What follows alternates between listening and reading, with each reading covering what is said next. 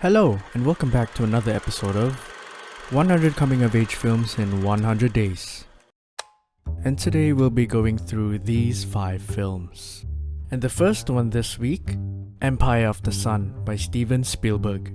I was thrown back in time as young, posh Christian Bale. In relation to that, I did not feel like I resonated much with the protagonist trying his best to survive a war encampment by Japanese colonizers. It's a painful life as a prisoner for being an adversary of another country. The protagonist makes the most out of it by earning respect, adapting to various environments, and learning how to survive. He goes from book smart to street smart throughout, and his wittiness is what enables him to stay afloat. I do have one note about this film, which is that it's draggy. It doesn't fully draw you in despite its runtime. There's something missing that wasn't warm enough for me to go searching for it. The performance was nothing but banal. The only good acting that left an impression was from Bale and Malkovich. Don't get me wrong, it is still entertaining with a very high production value, however it will be a forgetful Spielberg film.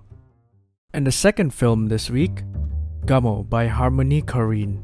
By the end of this film, I felt lost. Confused as to how, what, and why this film was made. As I started digging for answers, I was reminded of how there's films that are objective and structured and some subjective and unmethodical. This film was the latter. Its intent is to craft and shape a mood. Only then I understood the beauty of this film. I'm aware that this film has so much to say about the lives of the characters, what environment they live in, and what kind of language they use to express themselves. The texture is like a damp shirt with heaps of stains on them. It really felt like I had to take a shower and clean my room after every scene. There's many things that are original about this film, like the songs they sing, the way they communicate, and the choices they make. It makes the experience very visceral. I don't expect everyone to be on the same page about this film, but it's an open discussion whether this film grosses you out or makes you see the beauty of Gummo.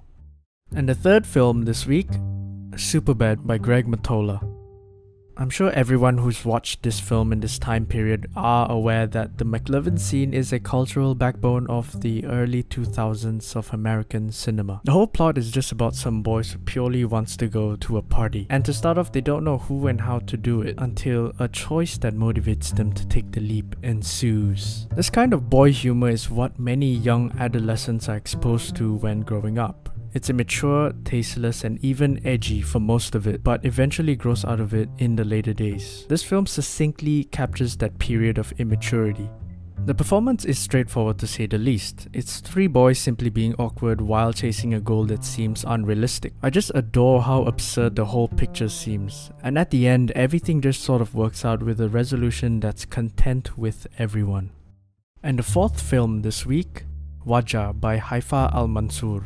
It's always a pleasure to see films that are the first time for doing something, and the film is the first in Saudi Arabia to be directed by a woman. What kind of life would a person live if it was controlled or dictated by rules set by one party, with the other having no say at all? This film delivers that message and empathy to the audience that suppression only leads to more need to express and escape from it. Told from the point of view of a young girl, this film showed me that from one person's worst day can also be one person's best. That it takes sacrifice and love for one to be noticed. The performance from the protagonist was an instant giveaway that she doesn't adhere to systems and beliefs, that rules and punishments can't stop her from getting what she wants or to do what she does. Zooming out to see the bigger picture, there's many layers that one system can affect. This is just one of them where gender comes into play to show us that one has control over the other. And the fifth film this week, Like Stars on Earth by Amir Khan.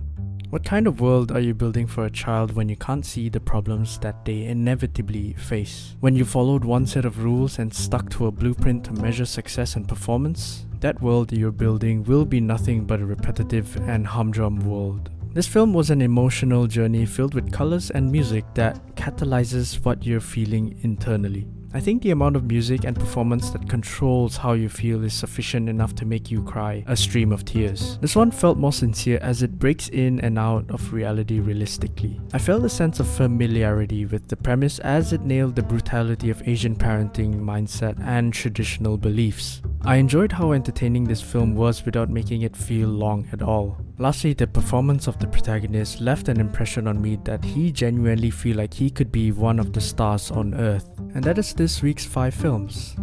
Don't forget to subscribe, like, and comment down your thoughts. And I'll see you next week. Bye.